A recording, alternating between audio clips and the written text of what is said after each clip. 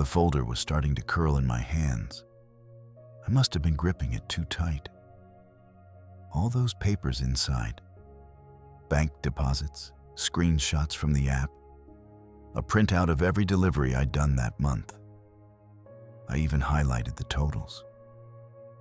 I don't know why I thought that would matter.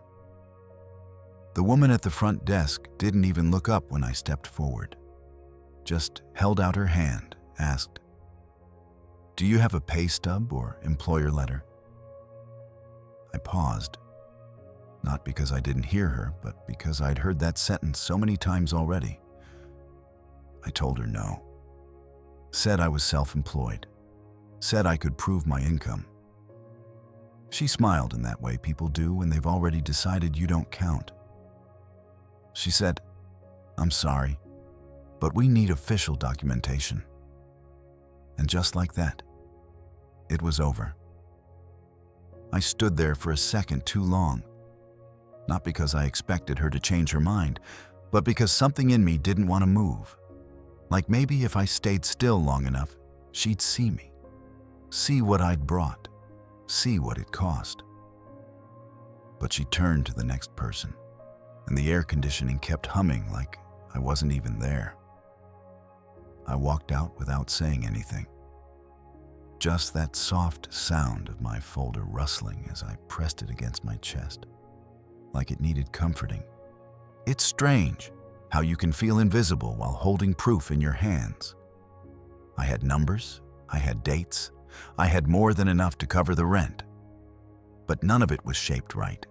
No company logo, no HR signature, no W-2. Just me, documenting my own existence again. I sat in the car for a while with the engine off, staring at the folder on the passenger seat.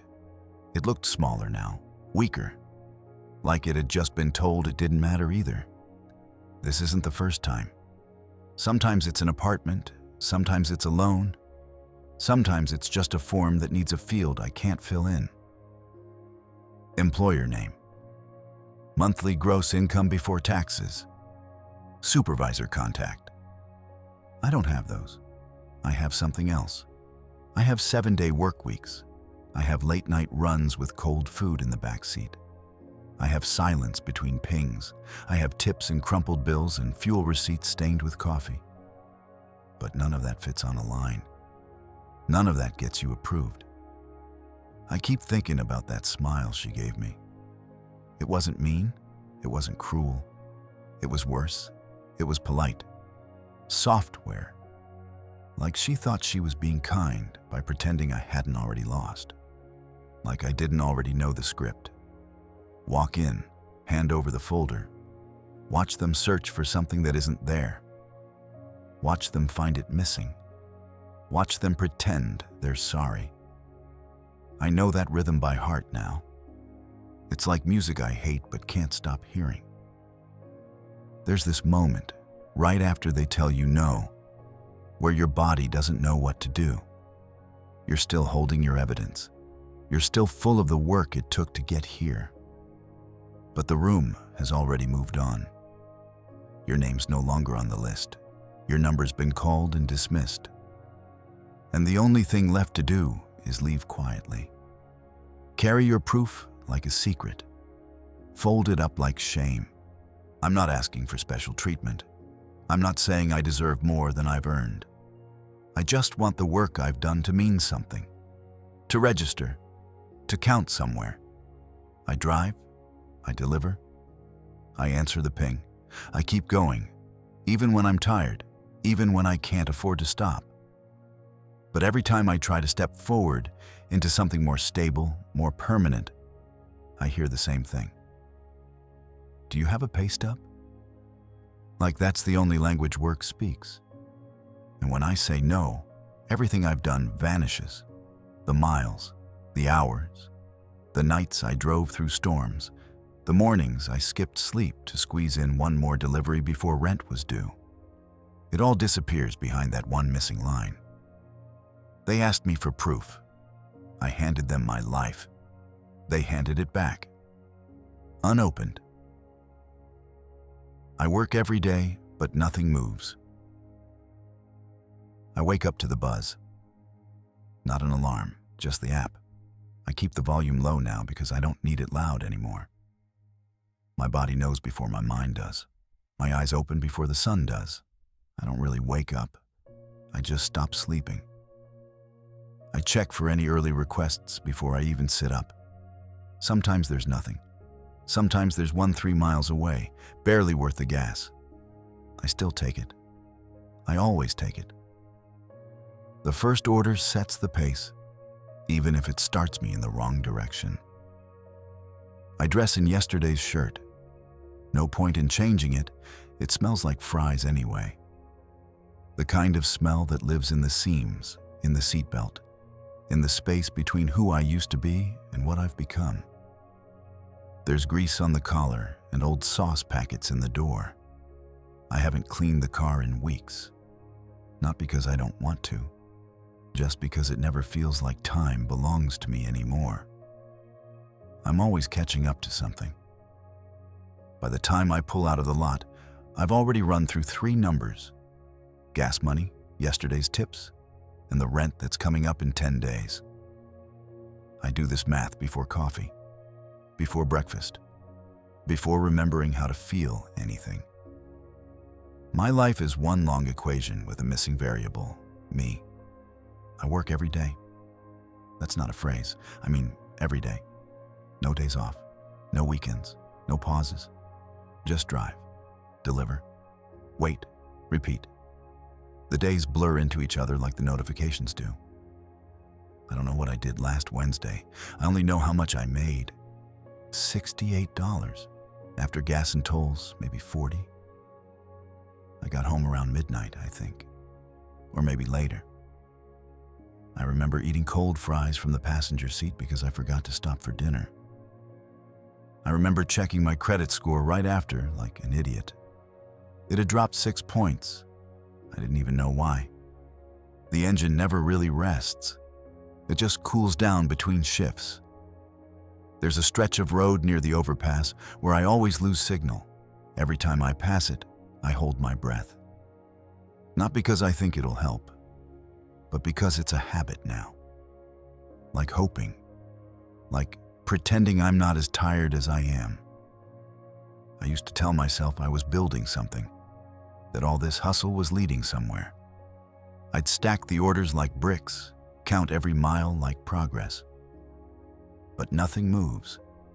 The money doesn't grow, the score doesn't rise, the apartment applications don't call back. It's like driving through fog that never lifts. You swear you're making progress, but the landmarks never change. The view never shifts, just more asphalt, more silence.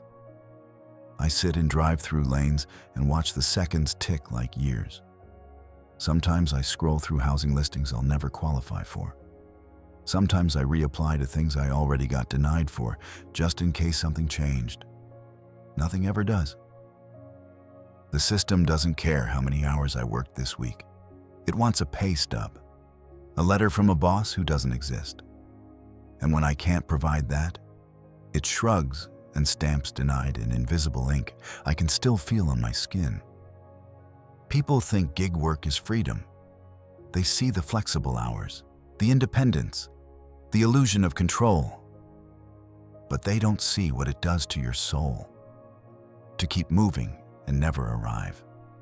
To pour yourself into every day and still be treated like you haven't done enough. I'm always in motion, but nothing changes. Not the balance, not the score, not the way they look at me when I say, I work for myself. It's like the system doesn't recognize movement unless it comes with a title. I don't have one. I'm not a manager. I'm not salaried. I'm not verifiable. I'm not real, not to them. Just a profile on an app, a floating number, a risk they won't take. Sometimes I try to remember the last time I felt still. Not parked, not idle. Still. Like I could breathe without thinking about what it would cost me. I think it was before I started this. Before I handed over my time to an algorithm that never says thank you. before my calendar stopped having weekends. Now, all I do is move. But the life I'm trying to build stays stuck behind glass I can't break. I look at my hands sometimes, on the wheel, on the bag, on the phone, and they look older than I remember. Like they've been doing too much for too long without ever touching anything that lasted. I deliver food to homes I'll never live in. I wait in parking lots next to families going in to eat while I sit outside refreshing the app. I watch time slip through my fingers while the system pretends I don't exist. I work every day, but nothing moves. Not where it matters. Not where I can feel it. The only thing that grows is the space between me and the version of myself that used to believe hard work meant something. Now, I just drive. I just answer. I just show up. Not for opportunity, but to keep the lights on, to keep the debt from climbing, to keep from falling through the cracks completely. I don't know how long I can keep moving like this, but I'm afraid to stop. Because if nothing changes while I'm moving, what happens if I stand still? All the paper I hand them means nothing. It's the weight that gets me. The folder isn't heavy, but it feels heavier every time I carry it in. I know exactly what's inside.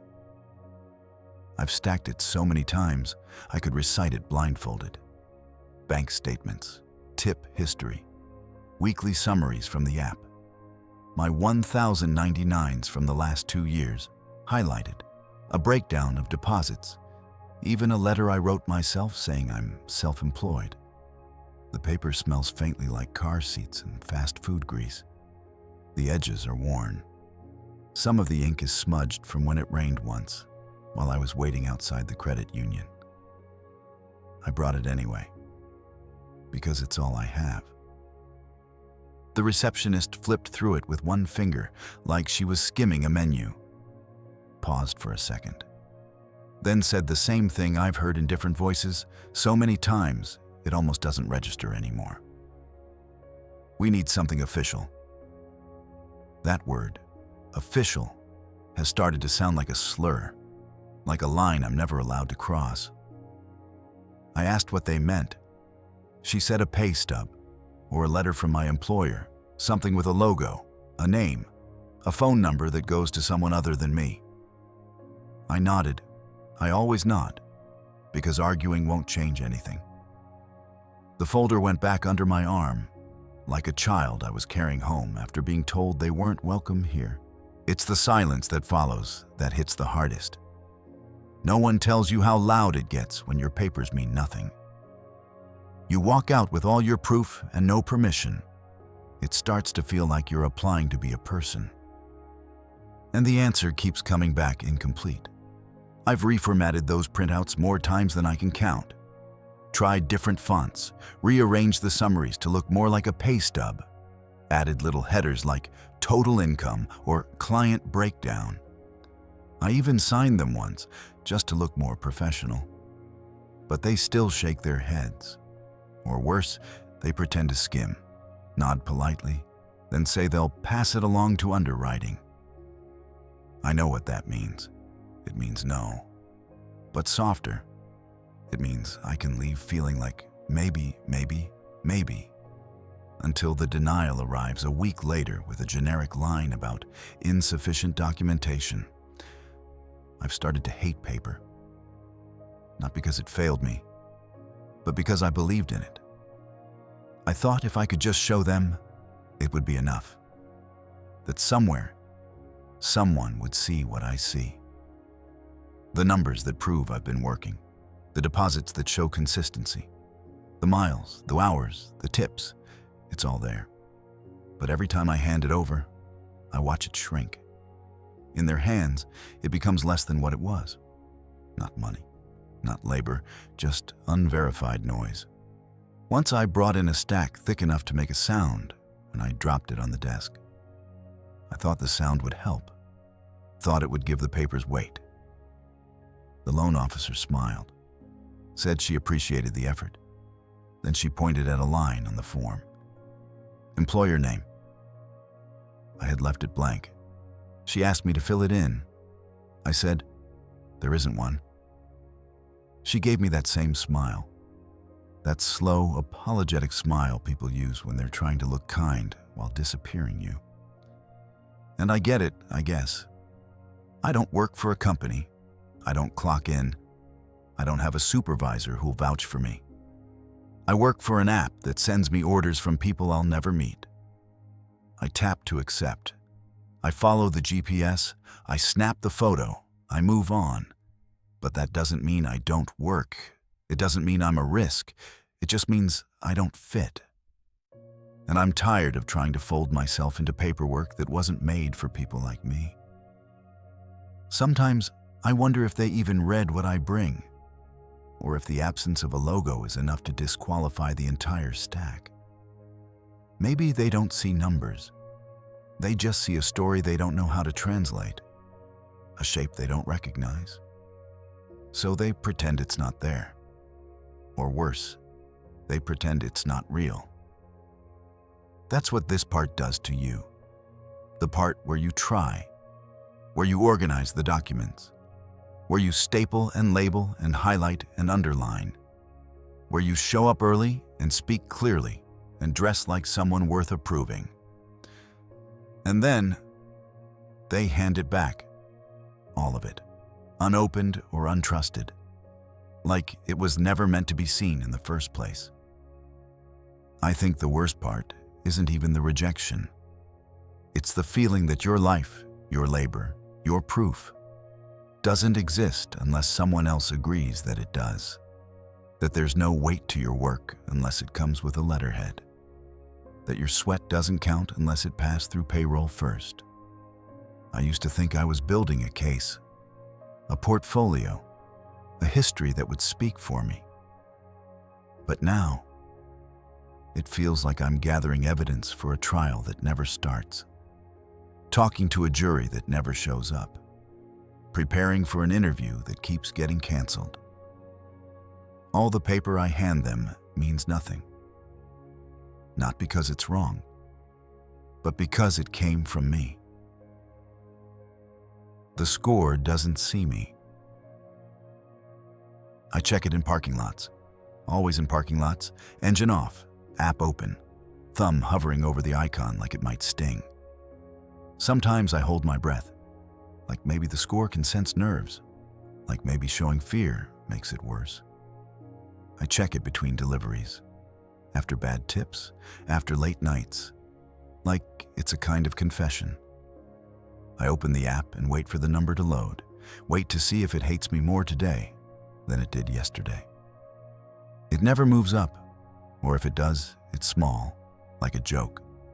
2 points, 1 point, like crumbs dropped from a table I'll never sit at. I tell myself it's not personal, but it feels personal, like the score is watching and shaking its head. It never tells me why, never says what I did wrong, just changes, punishes, judges. I try to guess what triggered it this time. Was it the gas card I opened to get through last month? Was it the late payment on the one I've been juggling since the slow week in February? Was it the balance, the ratio, the silence? I don't know. I never know. I just watch the number drop and feel something in me sink with it. Not panic, not even sadness. Just that quiet hum of being seen the wrong way, of being looked at by something that refuses to know you. I used to think the score was neutral, that it was math, fair. But the longer I've lived like this, the more I've fed it with motion, sacrifice, and discipline, the more I understand it's blind by choice. It doesn't want to know how I survive. It doesn't want to see the 4 jobs I rotate, the deliveries I make with a migraine, the way I use cash tips to keep my balance under the limit. It only wants structure, predictability, clean lines. I don't live in clean lines. I live in hustle, in borrowed time, in nights where I calculate whether I can afford to take a break without the score punishing me for breathing. Sometimes I talk to it, quietly, in my head, or out loud when I'm alone in the car. I say things like, "Please, not this week," or "I'm trying, I swear." I pray before I click submit on applications. I touch the screen like it might hear sincerity in my hands. I refresh, then close the app, then open it again. Like maybe the number will change if I blink differently. It never does. It sits there, silent, cold, final. I've had relationships that felt more compassionate than this. At least people lie to you with warmth. At least people say sorry when they disappear. The score doesn't even say goodbye. Just adjusts you into failure. Then leaves you to wonder what part of your life tipped the scale. There's this fantasy I used to have, where I get a big enough payout, a sudden windfall, a miracle check, and I clear everything. Every debt, every card. I watch the numbers shoot up like a redemption arc. I watch the app welcome me back into trust. But the fantasy never survives contact with real life. Because the truth is, I already work like someone trying to earn forgiveness. I already sacrifice like someone in debt to a god. And the score never smiles, never nods, never says, "I see what you're doing." It only knows how to subtract. And I have nothing left to give it. People don't talk about this part, about what it feels like to be reduced to a number you can't control, about what it does to your sense of self, to know that your name pulls up a judgment that doesn't match your effort. I work, I show up, I drive until my back hurts, I skip meals to make extra. And still, my number says I'm a risk. Still, I'm treated like someone who doesn't care, like someone who doesn't try. And maybe that's the worst part. Not the doors that stay closed, not the forms that get rejected, but the quiet knowledge that somewhere, a system decided who I was and locked it in. And that no matter how much I sweat, how many shifts I stack, how many nights I sleep in my car to make the numbers work, none of it speaks the language the score wants to hear. It wants employers, pay slips, regularity, stability. I can't give it that. I give it motion, instability, survival. I give it everything. And it gives me less than nothing. It gives me a ceiling I can't touch, a verdict I can't appeal. I refresh it again. Sitting in the back of a gas station lot, breathing through my mouth because the smell of fried food makes me nauseous this late at night. The number is the same. I don't know what I expected. It feels like checking a wound to see if it stopped bleeding and finding it wider, deeper, like it's begun to swallow something else. Sometimes I think the score isn't measuring credit at all. I think it's measuring obedience, how well you fit, how safely you can be categorized, how willing you are to play the game by rules you weren't invited to help write. I don't fit, I never have. I move too much. I adapt too often. I survive too creatively. And the machine doesn't know what to do with that. So it punishes me for not being predictable and calls it data. But I still check every time. Because part of me still hopes the machine will look back, that the number will blink, that something will shift, that all this trying wasn't just background noise to a system that was never listening. I check the score again. It still doesn't see me. I don't have a boss, so I don't exist. I kept thinking it was me, that maybe I'd missed a step somewhere, that if I just filled out the forms right, lined the documents up better, showed up early and dressed like I belonged, I'd get through. But I didn't, not once. And after a while, it stops feeling like rejection and starts feeling like design, like the doors were never meant to open, not for someone like me, not for someone without a title, without a department, without a boss. That's the piece no one tells you.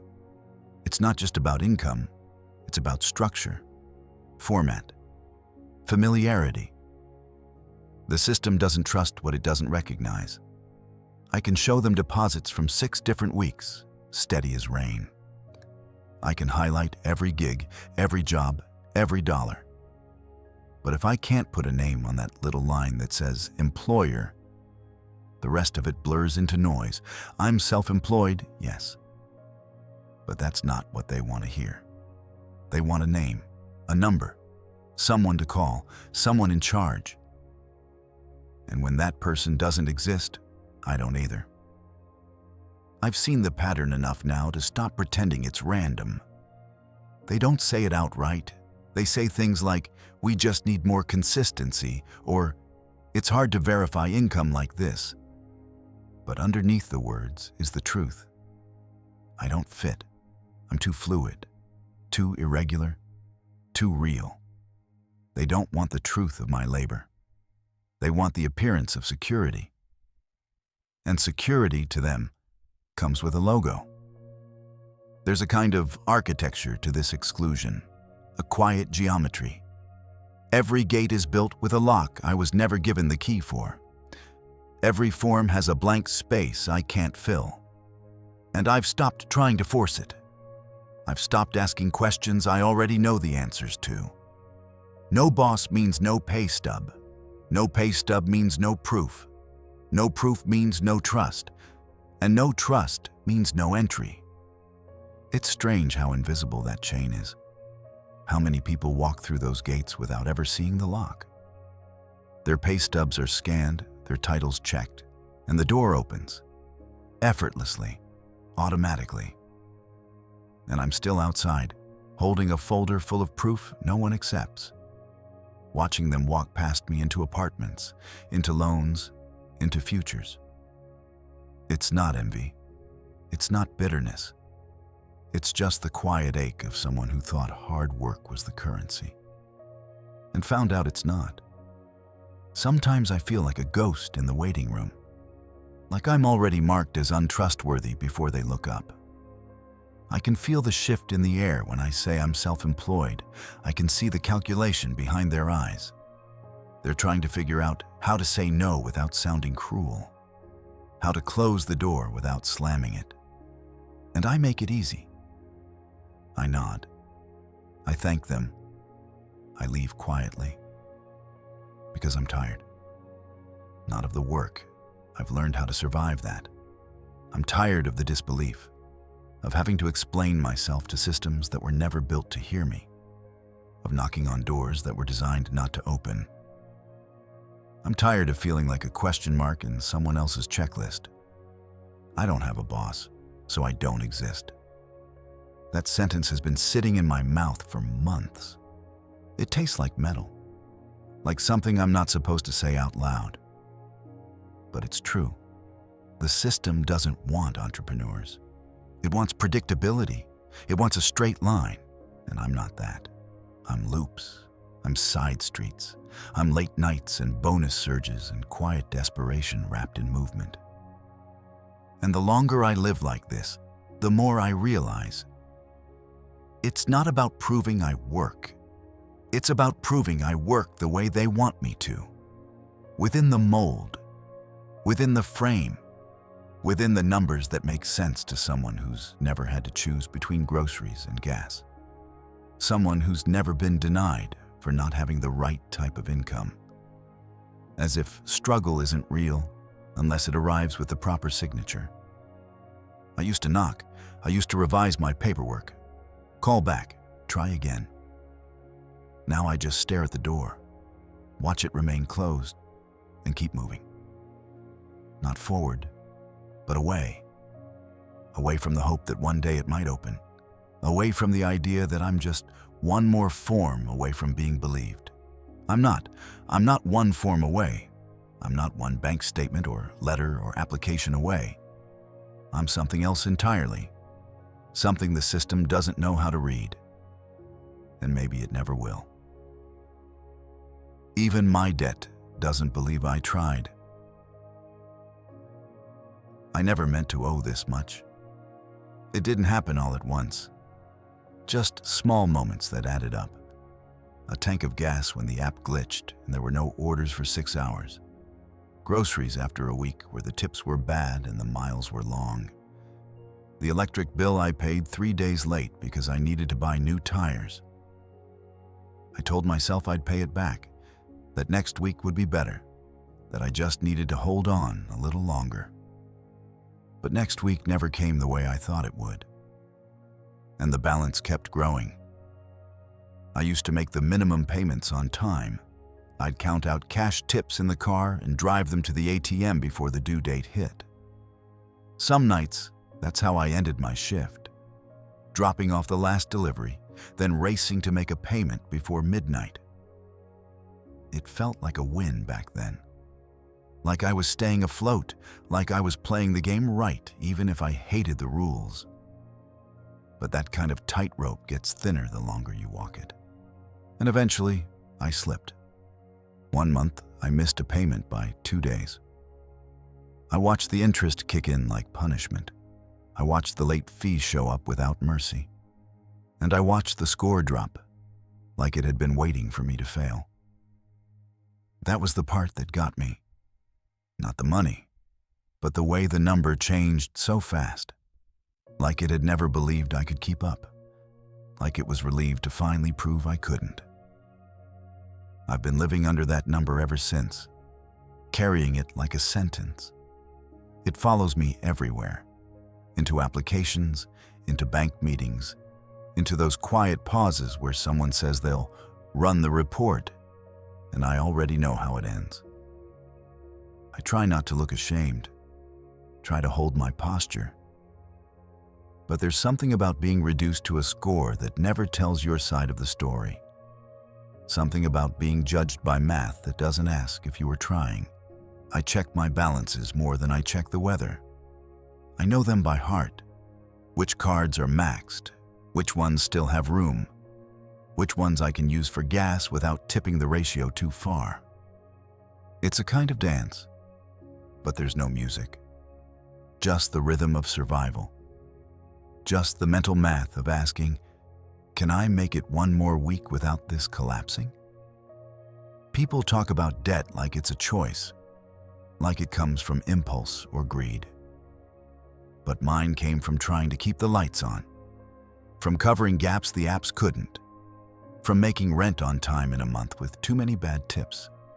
I didn't buy anything I couldn't eat or use or wear until it fell apart. I didn't go on trips. I didn't upgrade my phone. I didn't splurge. I just survived and got punished for it. What hurts isn't owing the money. What hurts is how the system treats me because I do. Like I'm reckless, like I'm undisciplined, like I'm lazy. I work more hours than anyone I know. I drive until my legs ache. I skip lunch to squeeze in one more order. I make deliveries with a sore throat and no health insurance. And still, the score says I'm a risk. The lenders say I'm too unstable. The landlords ask for co-signers. No one asks what I had to give up just to break even.